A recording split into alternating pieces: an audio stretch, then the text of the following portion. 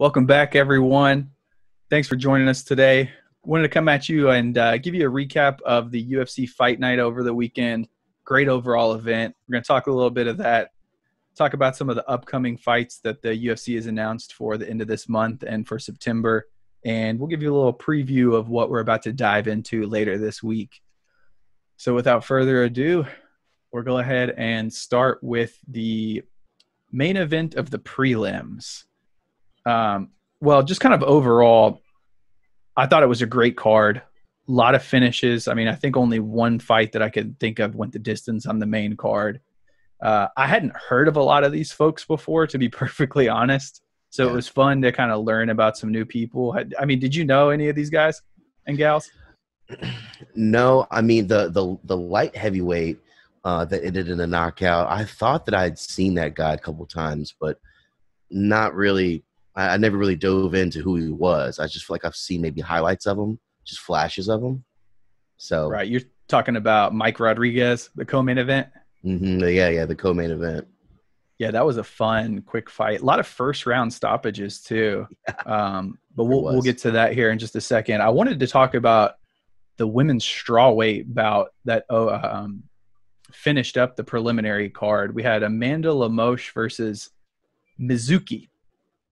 So I thought it was crazy to see a one-name fighter. I hadn't seen that in the UFC. I know Mizuki's had a couple of UFC fights, but must have flown under my radar. I was like, who is this girl, Prince or Ichiro or something? Like Mizuki, that's it. That's all they put. It's like McLovin, you know? That's the first thing I thought of.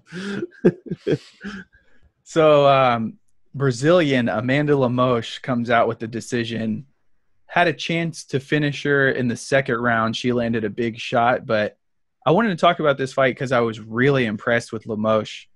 She seems like she could be a big-time competitor in that strawweight division. Showed a really nice Muay Thai style coming out. She was switching her stances. You could tell she was a little more boxing-oriented from the southpaw, and then when she went orthodox, she was firing off kicks, man. This girl looks like she's the total package. She's 8-1-1.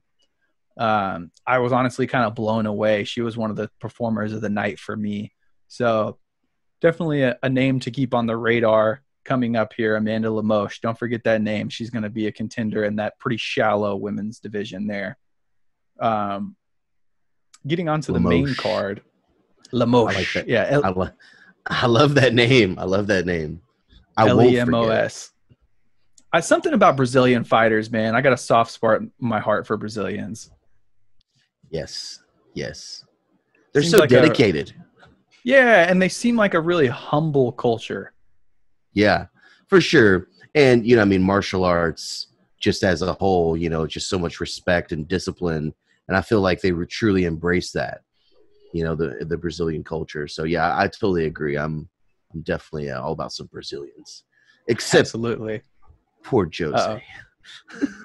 Jose Aldo. Poor Jose Aldo. Time to hang it up and open a gym of your own, buddy. Yeah, it's tough for me because Jose's still pretty young relative to how long he's been in the UFC. I thought he really had a chance to make some noise at 135. I thought he won that initial fight against Marlon Moraes. Moraes was just backing up the whole time and fighting scared, it looked like to me. You can already tell I'm not a Moraes fan. I've talked about him twice now. And then Aldo against Jan, man, that was tough for me to see. Just got pummeled. Like, he looked pretty good in the first couple rounds, but Jan is a bruiser, man. He is a beast, an absolute beast. Yes. I wouldn't mind seeing him hang it up, man, because 135 is so deep now. Now you got Frankie Edgar coming down in there, which we'll get to here in a second. Frankie! Love that guy. So kicking off the main card, we had Joe Solecki versus Austin Hubbard. I've heard of Solecki before. I couldn't tell you a fight that I've actually seen him in, but this guy looks like a young stud in that lightweight division. Came in, showed some solid striking, ended up grappling with Hubbard, getting him against the cage, jumped on his back really quick. Hubbard, was trying to I don't even know what he was trying to do, honestly, but Selecki just kind of dangled on his back for a minute or two and ultimately got underneath his chin and got the finish. So rear naked choke victory for Selecki in round 1. Love to see more depths in that lightweight division. That's a super stacked division. A lot of big names coming up in there, and curious to see how that kid matches up with some of those stars at 155. Speaking of 155, rumor is that we might have Dustin Poirier versus Tony Ferguson on the horizon. What do you think about that? Oh my goodness. I mean, first of all, yes. Yes, absolutely yes. Yes. I heard a little talk of that as well, and I'm pumped. You said 155, right? Right.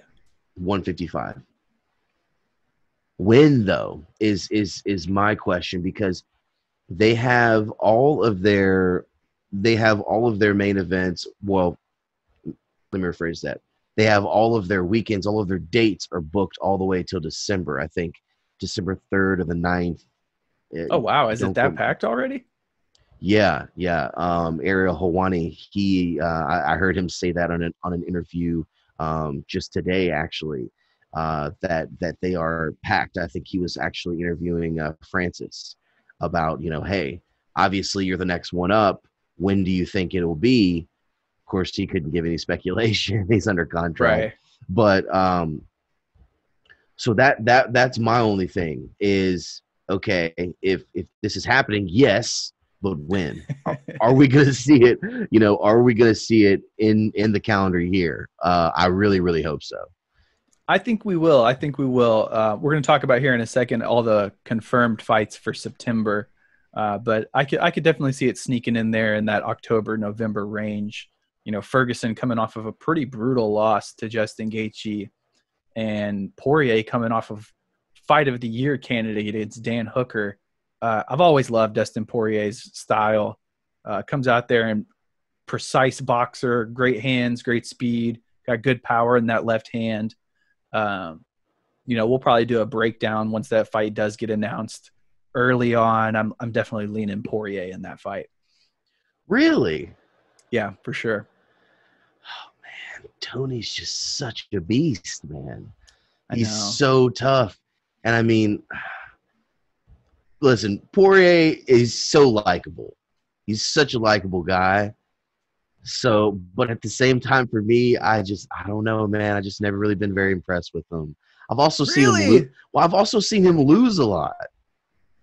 Who has he lost to recently, other than Khabib? Well, okay.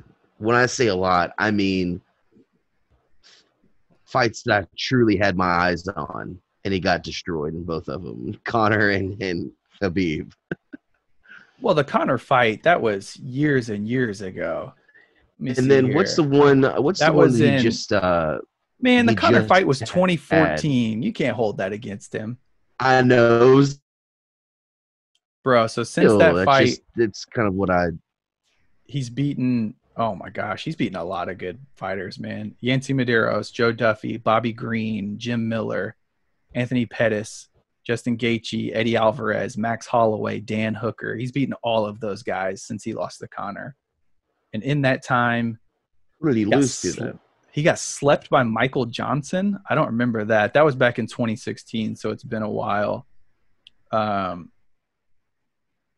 He whooped up on Anthony Pettis, which I was super impressed by in 2017. And then he kicked off 2018 with the Gaethje fight, which was just an absolute brawl, one fight of the night. That was a great fight.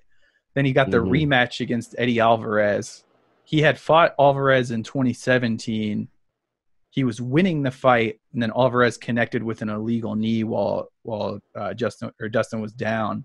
So no contest. Allegedly. There. No, get out of here with that. So July 2018, he got the rematch versus Alvarez, TKO'd him, just really dominated that fight. Then he goes on for the interim belt and beats Max Holloway. I thought he was really impressive there. Just outclassed Max, which you don't see a lot. Then, of course, he lost to Khabib. he had a moment in that second round where he looked like he clipped him and might have had him in some kind of way. He did. He definitely did clip him. I was like, oh, okay. But and then he got him in the he had the guillotine attempt, which was deep in there. He did. Which, I mean, I don't see anybody guillotining Khabib unless it's somebody like Tony Ferguson. But there was a moment I was like, oh my gosh, is he about to do it? And then, since then he's only had the Dan Hooker fight, which was, that was fight of the night. Definitely going to be a fight of the year candidate this year. Just a 5-round absolute war. So he's definitely getting up there in age. He's had 33 fights, been in the UFC forever. He's got to be getting close to the end of his career. So I'd love to see him get a couple money fights before he bounces. Yeah.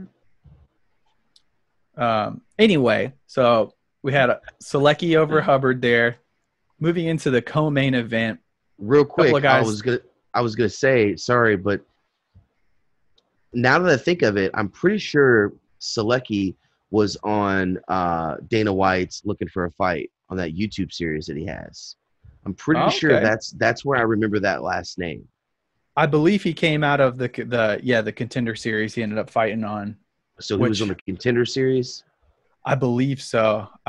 So I wonder if that's where he was discovered, is looking for a fight. They threw him in the Contenders. Yeah.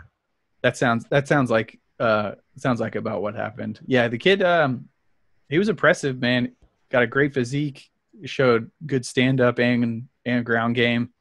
Definitely somebody to keep an eye on there.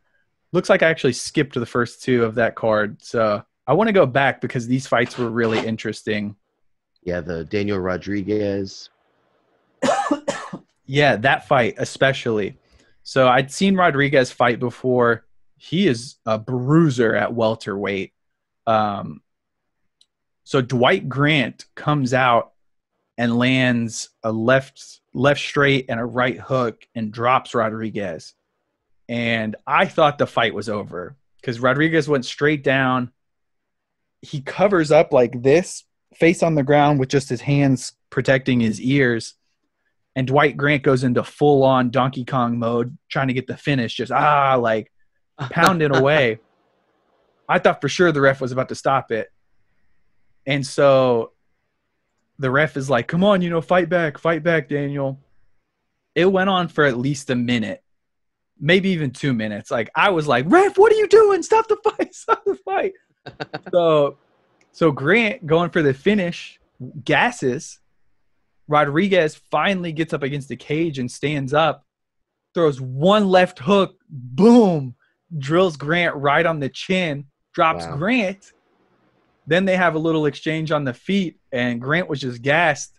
And Rodriguez, man, the dude's got some heavy hands, connected a couple more times, and ends up TKOing Grant in the first round. It was crazy. Jeez, I'm so mad that I cannot go back and watch those fights. Man, it was a great fight. It was only a 2.5 minute fight total, but there was a lot of emotion in those 2.5 minutes. Yeah, so there's a lot of action. I think both of those guys are guys to look forward coming up in that welterweight division. And then the next fight, we had the women's flyweight battle. Maria Agapova versus Shauna Dobson. Shauna Dobson was the biggest underdog on the card. She was plus 800 going into this match. Actually had a losing record in her professional career so far at 3-4. And this girl, Agapova, she's from Kazakhstan, and you could tell the UFC was really trying to push her. She's got the attitude, she's got the look. Just looked like, somebody whose stock was skyrocketing coming into this fight. And she comes in with this crazy music, like techno Kazakhstan music playing, right? She's out there bouncing and dancing, and I'm like, damn, like she's moving a lot. Like she might want to chill out a little bit. Because you always see people gas out. Yeah. Oh, yeah. So she comes out, guns a-blazing, like incredibly fast pace in the first round. And she's whooping up on Dobson. It looks like she's going to get the finish. Dobson switches into wrestler mode, takes her down. They battle on the ground. It looked like Agapova had some good jiu-jitsu. She went for a rear naked choke to end the round, didn't end up getting it, and she got up and was just dead, man. So second round starts, and Agapova's got nothing left. She throws a couple of crazy wannabe haymakers. Dobson takes her down and just pretty much dominates the rest of the fight and ends up getting the TKO in the second round. Whooped her up so bad, man. She had to be taken out on a stretcher. Definitely had just a huge adrenaline dump and used all the energy she had. It was a pretty scary moment, man. She was on the ground through like when they announced the winner and like raised Dobson's hand, and then they picked her up to sit her on the stool, and she was so wobbly, dude. She barely hit the stool, like almost missed it trying to sit down, and they had to bring in the stretcher to take her out, dude. It was a really scary moment. Whoa. Yeah. I mean, by the stats alone, you could see. I mean, she threw 89 total strikes to Dobson's 59. I mean, excuse me. Yeah, that makes sense. I mean, she looks like, I mean, the numbers wise, I mean, she came out swinging. Came out throwing haymakers too, Wow. man. Reckless abandon for that girl. So want to wish her well. Hope she makes a full recovery, because she definitely looks like a really marketable athlete and somebody who's got a good future. I think she was only like 21 or 23 years old. So she's still got a ton of fight left in her. Definitely a name to remember going forward. But Shauna Dobson, the underdog. It was funny after she got the decision, or after they called it, she was walking around going, underdog, oh, and just kept like barking. It was funny. Plus 800. If I was living in Vegas, that would be one of those ones. I'm like, I throw $20 on it, just Right though? just to see, because if plus 800. One of the biggest underdog wins in the history of the UFC, man. It was wild. Fun fight, really fun fight. So then next we had Selecki getting the submission over Hubbard. Really quick fight. Selecki, already touched on that. Then we have the co-main event. We got some bigger boys in there, the light heavyweights. Marcin Prachnio. I think it's Prachnio. No idea how to say that. Okay. Versus Mike Rodriguez. So you saw this one. What did you think of this fight? Entertaining. Definitely. That is for sure. I believe if I remember correctly, both of these guys were 6'4". 6'4". Yeah, they were big old boys. They both came in, made weight right at 205. So I mean, who knows? I mean, they're fighting at least, I'd say, 215. Like by the time of the fight, I'd say. Oh yeah, at least. Yeah, at least. Looked like Prachnio more so than Rodriguez. Like he looked like he had a big size advantage going into that, and Rodriguez just came out, showed great Muay Thai, and Prachnio had no answer for the Thai clinch, man. He got him in that a couple times, landed some really good knees from it, controlled his head, and then ultimately hit him with that short elbow from the clinch. That was nasty. Brutal, yeah. He hit him with it again, too, on his way down. I was like, oh, my goodness. And then those shots that he landed when he was on his back. I mean, yeah, it was – I just remember telling Will and the guys, shout out the bachelor party crew this past weekend. Great time.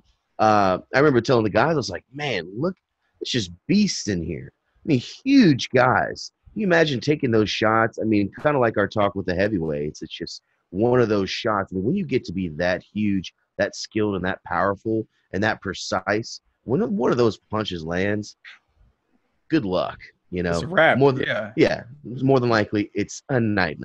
So, it was a very entertaining fight, really. And, I mean, he's coming in at 11-4 now.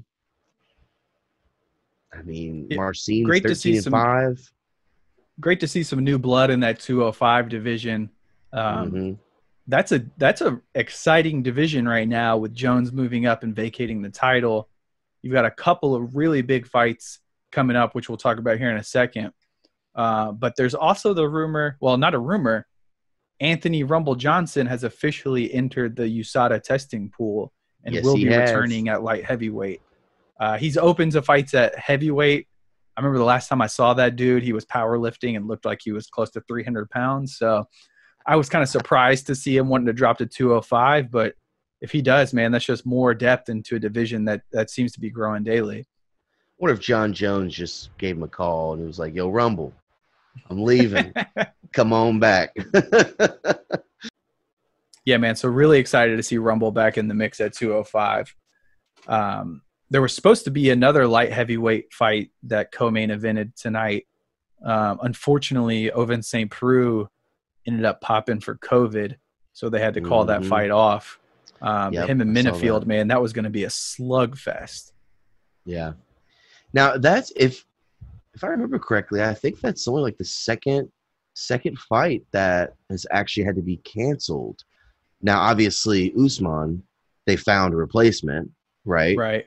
But I think there's only been one other fight that's been all the way canceled. I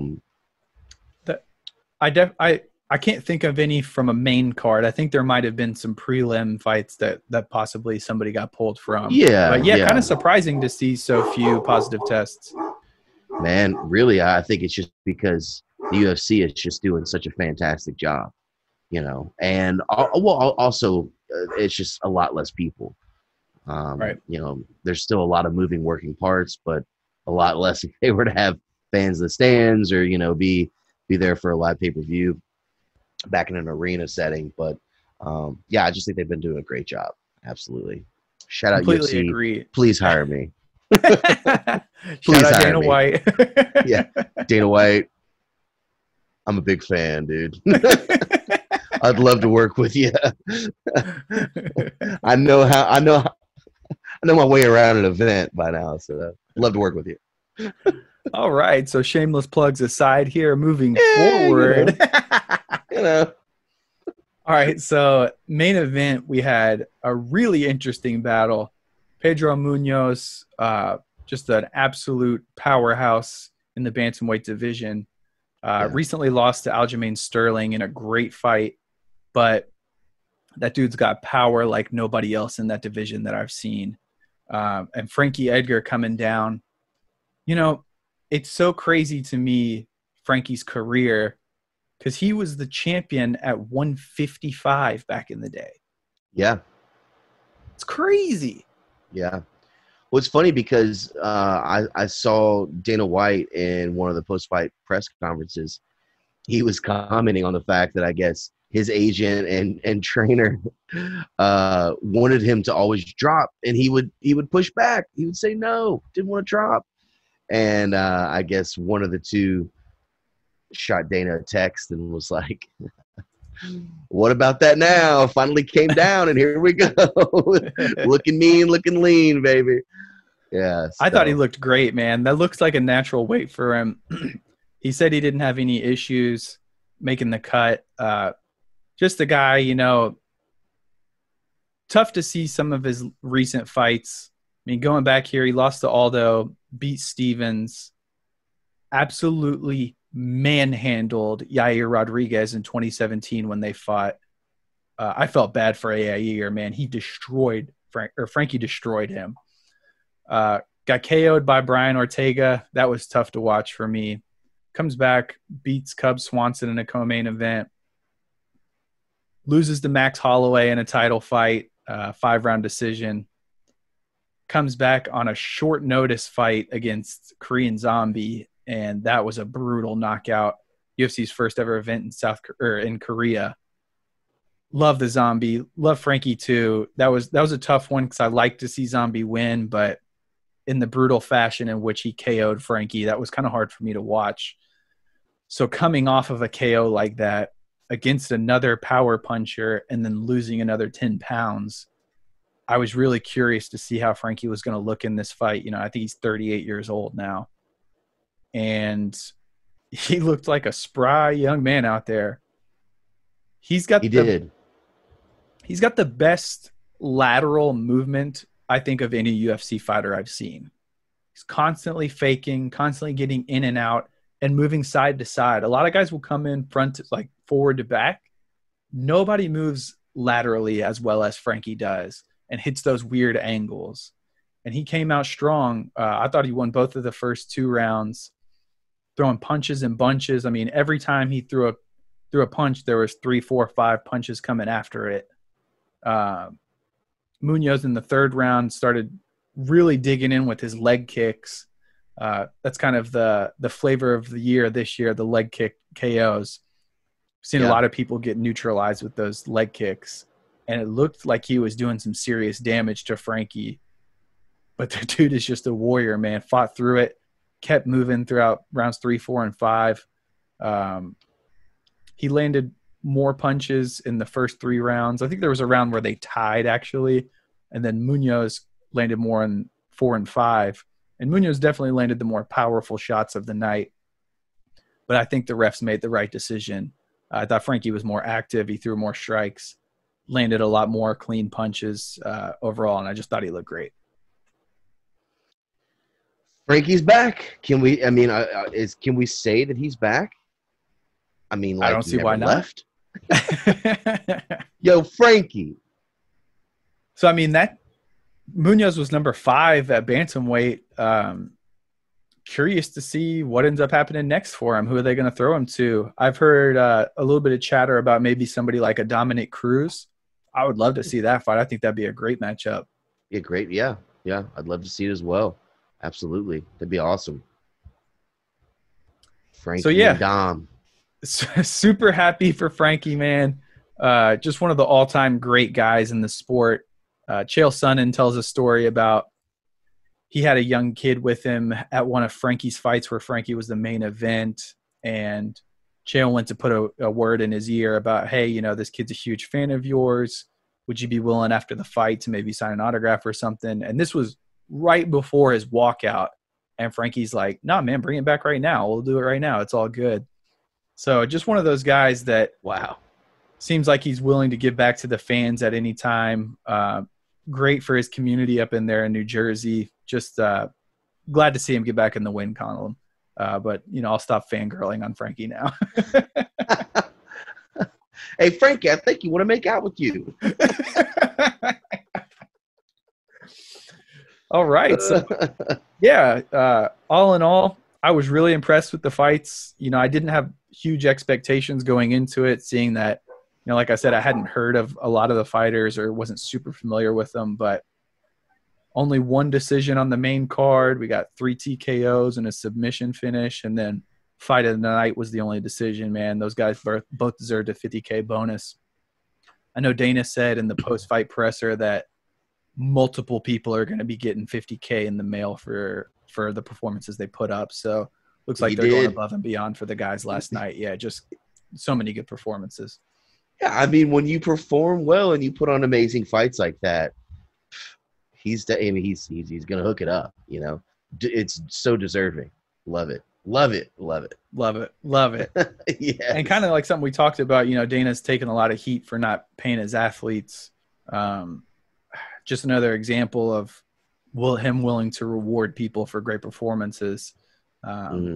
So props to Dana for stepping up and doing that for his fighters. All right, so that wraps it up for the fight night here. We've had some really big announcements for confirmed fights moving forward. So just wanted to touch on a few of those. Next weekend, we've got an event on ESPN Plus coming out of the Apex. I'm excited for this one. I'm really excited for this one, especially the main card here. I've got Ji Yeon Kim versus Alexa Grasso in the women's flyweight division. Alexa Grasso is a beast. I love her boxing skills. Very marketable athlete there. So happy to see her after she had to pull out of her last fight coming back in. We talked about this fight last time. Magomed Ankalaev versus Jan Kudelaba. That was the one where Kudelaba had to pull out. It was going to be a rematch because of the bad decision, but Kudelaba popped for COVID. So there's another COVID pullout there. But thankfully, they've gotten everything squared away. So he's coming back next weekend to try to avenge that terrible stoppage against Ankalaev. I am so excited about that fight. A couple of light heavyweights that are going to come out absolutely brawling. Yeah. Going to be a great week again. Co-main event of that, we've got Neil Magny, who I love that guy. I love watching him fight. Really well-rounded guy. Coming against Robbie Lawler. That's a name I hadn't heard of in quite a long time. Robbie Lawler. Man. I mean, he's going to fight until he's 50. Right? I don't think he's fought since Askren, right? That's a good question. Which, that was an interesting fight for me. I thought they were going to stop that. Robbie connected with Ben Askren really early in the first round, dropped him, jumped on top, started ground and pounding. I thought they were going to stop the fight. I thought they should have stopped the fight. I'm kind of in the minority there, but Ben ended up getting him in a front headlock, and I think it was Herb Dean, thought that Robbie was out. So he came in and broke him up, but like as soon as he stopped the fight, Robbie jumped up like, what the hell, dude? What's going on here? Yeah, I remember that. Yeah, that was tough. That was tough. Well, I mean, really, it was two tough losses. So the other one, Colby Covington, that was his last one in 2019. So that was the 3rd of August. So yeah, man, I mean, it's been over a year now since we've seen Robbie in the octagon. So, and man, that Colby Covington fight was awesome. I thought it was great. I'm not going to lie. I used to hate Colby Covington. Well, he's easy to hate. He's very easy to hate. He's so easy to hate. And then, so he started, with the outlandish, rocking the MAGA hats, going to the Oval Office and everything. I hated it at first. Yeah. But I'm not going to lie, man. I've come around. Like, I don't want to go as far as to say I'm a Colby Covington fan, but I'm kind of a Colby Covington fan. You've heard it here first. Yeah, I mean, really, I think he's so much smarter than what people think he is. I think that what he's doing now, he's just trying to set himself up for the future in WWE. I think that's exactly what he's trying to do. I think that he does stay in the UFC for maybe the next 3 years, maybe longer. Just depends. But I think that once WWE starts calling, he's gone. And I honestly think that that's why his antics – because, I mean, honestly, his antics, when I listen to him, I'm like, dude, this is WWE. Yeah, he plays a great heel. Yeah, for sure. So that's kind of my take on it. But, yeah, I mean, you can't help but love a guy who goes in there and just gives it everything. Mm-hmm. So I've heard two different stories, not to get too off track here, but was his jaw actually broken in the Usman fight? Because I know he said he thought it was, but then later he came back and said it wasn't. He said it wasn't. Just like you said, all of the early reports were that it was. Mm-hmm. I even saw a picture of an X-ray that looked like it was his broken jaw. It looked like his jaw was broken watching the fight. Yeah. Oh yeah. But he and his camp have said no repeatedly.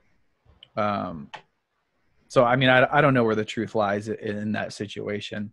Jumping ahead here a little bit, He is one of the guys who's been booked for September. Have you heard about that fight? Woodley, right? Woodley, yes. Finally. Jeez. Oh, I cannot wait for the trash talk leading up to that fight, man. That is going to be so fun. And I know we talked about in the last UFC episode about DC. Of course, now we love him, but how we both he was just so corny. The king, the champion, give this man a belt for the champion of corniness. I don't know, man. I think Cejudo takes the corniness belt. No, dude, it is Woodley 1000%. Oh, Woodley. Woodley. Woodley is the worst trash talker. He's, he comes in at number 3 after Izzy and after Costa, which we'll get into later. We can do that in a second here. Yeah. Give him the belt. Give that man the belt for the corniest of all time. It's been weird seeing Woodley's last 2 fights. He had the fight against Usman. I thought he was going to match up well against Usman because he's got a wrestling base. And Usman came out and dominated him from start to finish. And also Woodley is gigantic. Yeah, he's jacked AF. Well, so is Kamaru. He's a beast. Yeah. And then he came out in his next fight against Gilbert Burns, and more or less the same exact thing happened. So I don't know if that's just Burns and Usman being on another level or if Woodley has just broken down. I mean, he's been in the UFC for a long, long time. So I'll be curious to see how he looks against Colby because, I mean, Colby's the same type of style, man. He's going to smother him. He's going to push the pace. I mean, I think Tyron's only shot is really landing a big hook in the first or second round. If he doesn't KO him and get him out of there quick, I think he's in for a long night. Yeah, I mean, Colby's just so durable. He's so durable. And he can take a beating. I mean, Usman beat him up, and he was still pushing forward. So, not to get it too off track, but I gained a lot of respect for Colby in that Usman fight, man. That was a great battle. That was so fun to watch. Yeah. I mean, he himself even said in his own corner, I think my jaws broke. Once he said that, and they were like, "Do you want to stop the fight?" He's like, "No." I was like, "Okay." And he kept taking punches to the face too, man. It was like every time he got hit in that 4th round, I was like, "Oh, come on, dude!" Like, yeah. I gained a ton of respect there. Yeah, and I was rooting for Usman going into that fight, so that shows you all you need to know. Chael Sonnen had an interesting video. He was talking about the legacy of Daniel Cormier and how people hated Cormier when he first came in, but now people love him. And he went back to this conversation he had with Ric Flair, and Ric Flair told him, "Chael, people are going to love you for what they hate you for now. So the same things that people hate you for now, in the future, they're going to love you for them." Talking about DC, but I think that also applies to Colby. Kind of, hate him at first, but the more you watch him, the more you start to like him a little more every time. Yeah, definitely. So anyway, jumping back to this card upcoming weekend, Lawler and Magny is the co-main event. That's a great fight. We got Anthony Smith returning against Alexander Rakic. That dude is a monster. So we're gonna be in for a great slugfest there in the main event. I love watching Anthony Smith fight. I don't think he's got it in him to end up becoming the champ at 205, even with Jones being gone. But I think he's got a lot of fight left in him in that 8-3 range, and he can do a lot of damage to some guys outside of those top couple of guys. I think he can stand with anybody. Yeah, I agree. It's funny because we were just talking about Anthony Smith in our last episode when we were kind of going through, who could be next in light heavyweight. I agree. I mean, I think Anthony Smith will always kind of be in the mix there, 1 through 5, 1 through 6, but he just ain't got it. He just doesn't have what it takes to be champion. Really solid fighter. I mean, you don't just come in and win 33 fights. He's had some of the most brutal fighter. KOs that I've seen.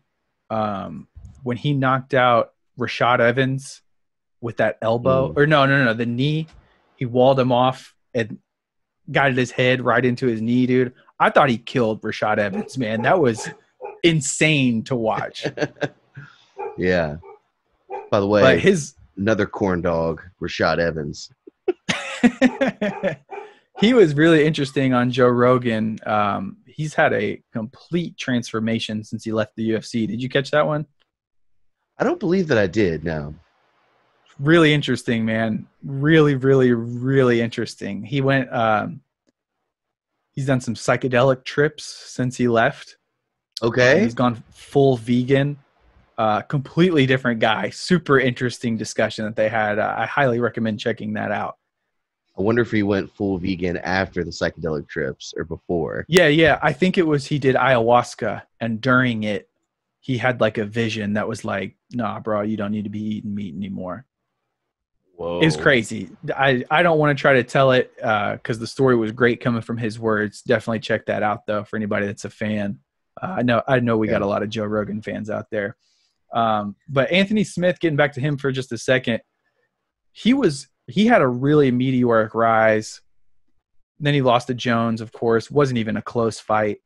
His Yeah, it last was fight, embarrassing. man, against Teixeira. Did you see that one? I don't believe I did. No. It was hard to I'll, watch. I'll go back and watch it for sure. There was a big outcry afterwards of his corner should have stopped the fight for him because he went for the finish, I believe, in round 2 and didn't get it and ended up just completely gassing out and could hardly defend himself. And Glover Teixeira, man, that dude's got KO power in those hands. Anthony Smith's such a tough guy. It's hard to put him away. Teixeira knocked out a couple of his teeth, dude. Anthony Smith was I did see that. yeah, he was spitting Yes. up his own teeth in the corner, man. It was just like, dude, get this guy out of there. Yeah. Don't let him go back in. Yeah. Okay. Now I remember that. Yes. Yes. Definitely a gladiator. Kind of scary to see him going up against another powerhouse like Rakic coming up. So Can you imagine? Just like he's just punching your molars out. He's just, man, those things are in there. oh, they're deep in there too. They're like right up in here. They're so deep. And he's just punching them out. Crazy. So I'm excited about that fight, but also a little worried. And then I'm kind of worried about this next fight here. We've got Saturday, September 5th. It looks like they've only got one fight announced so far. Heavyweight main event. Alistair Overeem coming back. Yes. Fighting this gentleman by the name of Augusto Sakai. Sakai? I don't know how to pronounce it. Yeah, I don't know either, but dude, his nickname has got to be the next victim of Alistair Overeem. Dude, I don't know, man. This guy's a monster. He is a Brazilian fighter. He's got a brown belt in jiu-jitsu, but his hands, bro, oh my gosh. So his first fight in the UFC, he beats Andrei Arlovsky, comes in against Marcin Tybura, KOs him in the first round.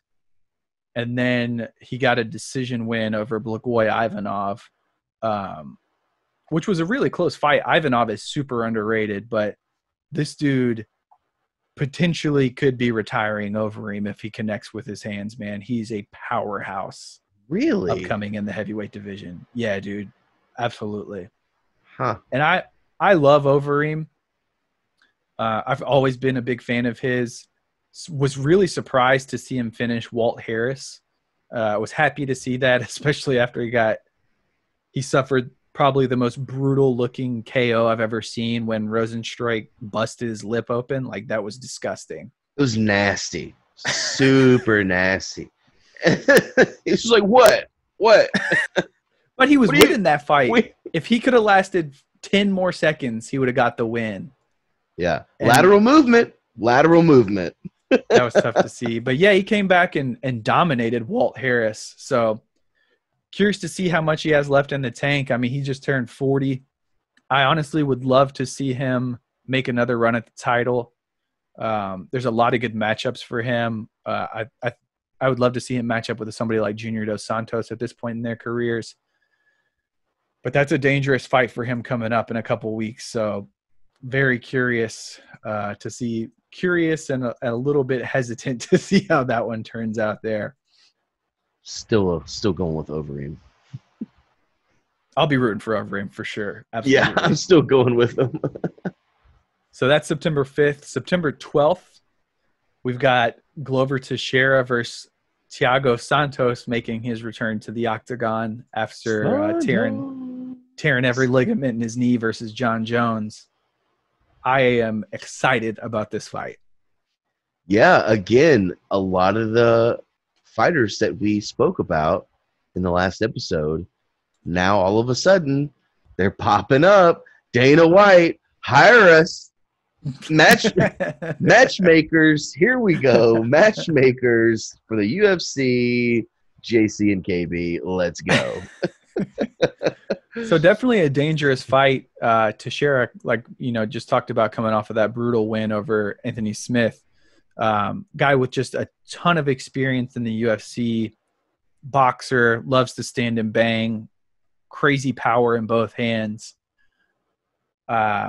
I think if Santos is 100%, I think he dominates. But if he has any kind of ring rust or if he's got any lingering effects of that knee injury, he could be in for a long night. So a couple of powerhouses going at it there. They recently announced that fight, and I'm really, really excited about that one. Yeah, I mean, their numbers are crazy how they match up. Both coming in at 6'2", obviously both 205. Reach is the exact same at 76 inches. The only thing that differs is their age, where Santos is 36 and old Glover is he's coming at 40 years old, which I didn't know that. Shoo.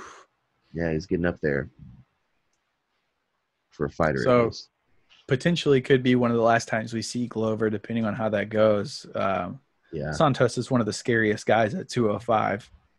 Would love to see Santos fight Rumble Johnson. If he wins, Dana White, make it happen. Santos Teixeira. We want to see Santos Rumble. That's a dream fight right there for me. Rumble. Yeah, I'd love to see it. All right, so the next weekend we already talked about September 19th. We've got Covington versus Woodley. Really curious to see the talk going into that fight. Should be some epic trash talk going down. Yeah. And then the next weekend, we've got a really, really, really good pay-per-view, UFC 253 coming in. Just a couple of fighters that jump out to me. We got Diego Sanchez on that card. Hakeem Dawodu, that kid's a young monster coming up. Claudia Gadelha is fighting, one of my favorite strawweights. And then the top two, we've got a fight that we actually predicted last week. Jan Blachowicz versus Dominic Reyes is going to be the co-main event there for the 205-pound strap. Oh, that's going to be a good fight, man. Neither one of those guys is going to be interested in taking it to the ground. You've got two guys with absolute crazy power in their hands, dynamic striker and Reyes. I can't wait to see that fight. I'm just pumped. Like you said, we predicted it. This is like the third fight we predicted from the first the second episode. Sorry, the first episode of UFC that we've done, but it's like the third fight we predicted. So let's just keep this streak going. We might need to keep count. Go ahead and forward these videos on to Dana White. Yeah, I am psyched. I am so pumped to see this fight. This card really, top to bottom, is so impressive. I mean, they really do go all out. They know how to stack a card, man. It's just so crazy. I am pumped for this fight. It's exactly who we wanted to see, exactly who we predicted. Let's go. I'm also really grateful that John Jones ended up vacating the title and moving up. Like we talked about, man, it would have been terrible to see him hold up that division moving forward. If he really just wants to fight at heavyweight, give up that strap at 205, let some of these young guys get their due. Because you've got some great talent at the top of 205 now. So happy to see those guys getting their chance to hoist that UFC strap. Going to be a great co-main event there. Leading into the main event, a fight that has been brewing for at least a year now. Finally, we get the chance to see Paulo Costa versus Israel Adesanya. What do you think about that fight? You know where I'm going. I am 100% all in on Costa. I'm all in. Oh. I'm all in on Costa. I just, again, listen, I love Izzy. I do. You don't have to say you love him if you don't love him. No, I do. He he annoys me. He annoys me with how like he's not a good trash talker. He's He's got so a different kind of swag. he does have a different type of swag, and like and overall, I like his swag until he starts talking. Like until he starts like just trying to talk trash, trying to get under other fighters' skin. It's just like, dude, you're so corny. You're so corny. Like, and it sucks. Like, honestly, I think with his swag outside the ring and in the ring, it would be more intimidating if he just said less. If he said very few words. Because whenever he starts talking, he just sounds silly. He really does.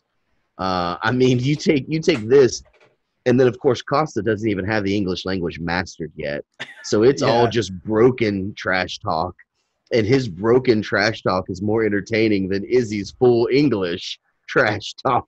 See, man, You I'm got on the other side here on this one. When he called out Costa when Costa was in the crowd, I think after he beat Robert Whitaker, they were gonna make that fight because Costa had just beat Romero, but Costa had to get bicep surgery, so Romero stepped in the meantime. it's the best thing that he said. Yeah. But he called him like a botched up Ricky Martin, dude. That was a good line. That was a It good was like, line, man. look at this big balloon, this fake wannabe Ricky Martin looking whatever. And what made it perfect was they panned over, and he had the most Ricky Martin looking shirt that you could possibly ever have on. Exact hairdo like Ricky Martin, tan skin, unbuttoned, just looking fly, just Ricky Martin. That was the best thing that he said ever when it comes to trash talking, I think. Yeah, no, I agree. That was the perfect moment. But after that, it's just like Costa's like, you are one skinny man. I crush you, you skinny man. And all he's saying back is, look at this balloon. You know, you keep messing around, son. This balloon's gonna get popped. It's like, Oh, oh, whoa. don't go too hard on him. Ooh. Oh, jeez. The balloon's gonna pop. Then what's gonna happen? It's yeah. Izzy's one of those guys. I know he rubs a lot of people the wrong way. I like that he's true to himself. He's definitely got a unique kind of style. He's just ever since his first fight in the UFC, I've been a big fan. He was I don't know if he was on the main card of Poirier versus Gaethje, beats Marvin Vettori, comes back 2 months later, 3 months later, beats Brad Tavares, comes back the end of 2018 and knocks out Derek Brunson. That was a big step up in competition for him, and he destroyed Brunson. Comes in, has 3 more fights the next year. He had the fight against Anderson Silva, which you could tell that he kind of idolized Silva. I definitely thought he won that fight, kind of a passing of the torch there. I'm a huge Anderson Silva fan.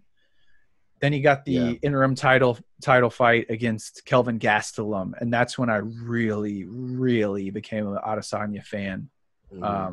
That's one of my favorite fights in UFC history. Looked like it was 2-2 going into the 5th. He showed that he could take some big shots. I mean, Kelvin connected on some really big shots in that fight. Yeah. And I was just so impressed seeing Izzy come out in that 5th round and dominating him. It went to decision. I thought for sure they could have stopped that fight. I mean, he dropped him 3-4 times in that 5th round alone. Just an absolutely dominant championship kind of performance. And then the fight against Robert Whitaker, really impressive. He did let Whitaker get close to him, which I was kind of surprised, and kind of had a tendency to close his eyes and just kind of swing for the fences. I'm worried if he takes that approach against Costa, he's going to get caught and KO'd, because Costa is definitely more powerful than Whitaker. No disrespect to Whitaker. He's a tremendous champion. But I think if Izzy has that same kind of approach against Costa, he could be in for a quick and devastating night. But if you look at their past 2 fights for each person, they each fought Yoel Romero. Adesanya won. Well, they both won. Adesanya Romero, one of the top 5 most boring fights in UFC history, but I don't blame him for the way he fought there. One of the worst fights of all time. Not just in UFC, I think in all combat sports history, that's one of the worst. That's probably top 10 worst of combat history all time. All time. It was terrible. It was terrible. Terrible fight. Terrible. I don't necessarily I might have taken a nap, honestly. Yeah.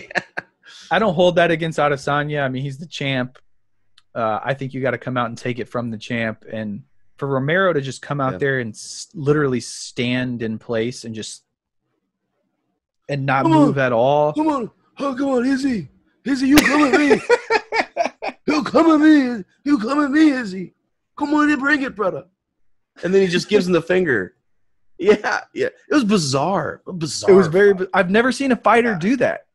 And especially so Romero, he's got a reputation for being kind of reckless. And kind of a monster. Yeah. Absolutely. Yeah. Crazy, man. To be perfectly honest with you, I thought Romero should have won that fight against Costa. I think Paulo dominated the first round, but then he gassed out, man. I thought Romero took 2 and 3 in that fight. And I kind of thought he got robbed there for real. I mean, he was crushing pretty good in the 3rd round. And I know you can't really do MMA math. 2 + 2 doesn't necessarily equal 4 in the UFC. But I think Costa definitely has the power to send him out, send him unconscious. But if he doesn't get it done in the 1st or early in the 2nd, I think Izzy takes that one pretty handily going into the championship rounds. His striking is just next level, man. Costa is a brawler, and he's definitely got, the KO power. But Izzy just looks so much more polished on his feet, and he's a counter puncher. Like the Yoel fight was tough for him because Yoel didn't want to throw anything. Yeah. He's great when people come after him, and he can dodge, go Matrix style, pick his shots, and land those shots on the button and put people down, man. Yeah, I agree. And I think that's why it's such an interesting matchup stylistically, because they're exactly what you just said. But again, with this corny trash talk, I'm getting the vibes of the sugar-free sugar show. No. I'm getting the vibes of him just setting himself up with this corny trash talk and these terrible antics, and then all of a sudden, of course, he's not gonna fake a sprained ankle, like Sugar Free. He's never gonna do that. He's way tougher. Okay, but at the same time, I'm just getting those vibes. I don't know. It's instincts. I'm just starting to feel those vibes. It's like, you know what? Yeah, Izzy should probably win. He should probably win this fight because he's way more skilled, way more technical. But I just think he's gonna get caught. And once he gets caught a couple times, and another thing is I don't think he's ever been hit by what he's about to get hit with. Well, by somebody with Costa's kind of power, correct, absolutely. Yes, but I mean, there's really nobody else in that division that has that kind of power. I don't know how Costa makes 185, dude. I heard he walks around at 230. How do you drop 45 pounds or whatever? Like, what? Those Brazilians, man, I don't know. He's a monster, dude. He's a monster. Izzy has shown a good chin. Like in the Gastelum fight, man, he got rocked a few times. But he was busted up pretty good after that fight. I was really impressed. I think Whitaker hit him a couple times too, enough to make me worry a little bit. But I mean, you're right. He's definitely never faced somebody as powerful as Costa. But bro, how dare you compare Adesanya to O'Malley? Don't you? I just mean the trash again. I just mean the trash talking. That's all I mean. Solely the trash talking. And again, just the weird. that was such a weird vibe, the O'Malley fight going into that. You know, it was so, call it the COVID times, call it whatever, but it was just something, I don't know, was awkward about it. And then I don't know, his mannerisms, everything was just kind of awkward. And everything that I've seen on camera up to this point, especially whenever they both recently got into it on their interview, I was just like, oh my gosh, guys. I'd rather watch two 6-year-olds fight, you know? That was such a bizarre interview. That's what I'm saying. I'm like, this is weird. This is not normal. Normally I'm like, okay, Izzy's gonna crush this dude. But I'm like, I don't know, man. What was up with my feeling? It's my feeling. Paulo like standing up and like pulling his shirt up and flexing his abs and shit. Like, what are you doing, bro? Put your shirt back on. I know, and that was pretty corny of him. But you know, all he's saying is, "You balloon boy, you're a balloon boy." You know, you fat, you little fatty over there. I'm just like, ooh, again. Ooh, he attacked my weight. Ooh. Oh man. Jeez, man. So that takes us through all of the fights that have been announced so far through the end of September. I think it's safe to say I'm most excited about Adesanya and Paulo. Before we wrap it up here, I just want to get your thoughts on Izzy's purple hair, or pink hair, I should say. I'd rather see him blonde. I didn't mind it when he went blonde. I'm like, oh, okay, he pulls that off pretty well. I don't know. Maybe he got his hair. Maybe he got his hair done by Sugar Free's girlfriend. I knew you were gonna say something about that. maybe he hit up O'Malley and he was like, "Hey man, I saw your girl does your hair. Let me swing by the crib, get my hair done one time." He's been quarantined in New Zealand. They had to step it back up to level 3. So he was saying he and his training partners have pretty much quarantined themselves in the gym. So he's like living in his gym. New Zealand and Australia were doing well with COVID. I thought they were like So absolutely they have been, and then they eased the restrictions a little bit, and I think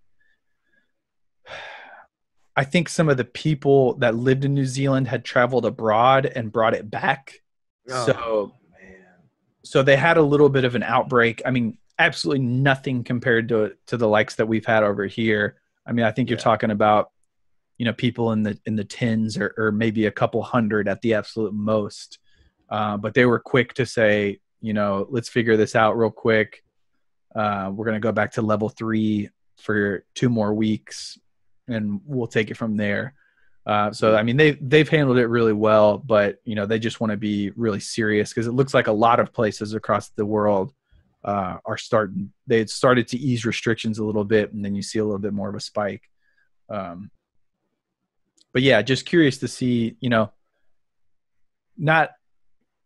there's a lot worse places where you could be quarantined than inside your gym with your training partners. So it sounds like he's hungry. Yeah, training for a fight. Yeah, it sounds like he's really hungry and taking this fight super seriously. So I can't wait to see that. But I mean, that pretty much wraps it up for us. Great fight night over the weekend. Some amazing fights coming up here in September. We're going to be dropping another long video later this week where we talk about, you know, more current events, assorted kind of topics. We are going to touch on the Britney Spears conspiracy. I don't know if any of y'all have heard of this, but it's get ready. Britney, We're going to shed some light. It's Britney, bitch. So stay tuned for that. I'm really excited. We'll have some good conversations here. Anything else you want to say, Juan? I just, you know, first off, aliens are real. Secondly, you know, I'm really anxious to hear about the Britney Spears conspiracy. I've watched a few videos of a lot of celebrities speaking out, and I didn't really have any idea about any of this stuff going on. If this is a real thing and no conspiracy, if this is actually happening, then wow, like Wow. wow. And also very sad, very very sad to see. Aside from that, yeah, UFC's killing it. I can't wait to continue to tell a few stories. Got a real funny one coming up soon, South Padre Island, from the Booze Cruise. So that's going to be hilarious. I found out that day. I still got it. I just can't hang anymore. Can't hang with the youngsters. So other than that, yeah, it will be interesting to see what happens with college football. Looks like we got a few conferences left and Hanging on for dear life. Hanging on for dear life, yeah. I know in Ohio they go back to school tomorrow, I believe. I know down in Kentucky they've already, classes that began. A few schools that we're familiar with have already, after being in school for like a week, they're like, nope, psych, we can't do it. Yeah, whoopsie. So yeah, it'll be interesting going into fall, kind of, what happens. So other than that, we're gonna keep rocking this thing, the Bodacious Absolutely. Exchange. Yes, sir. And I definitely want to talk a little NBA playoffs here as well. I've been really enjoying the playoffs so far. So that's what we've got coming ahead for you this week, everyone. Hope you've had a great weekend, and we'll see you next time. LeBron James. Ah.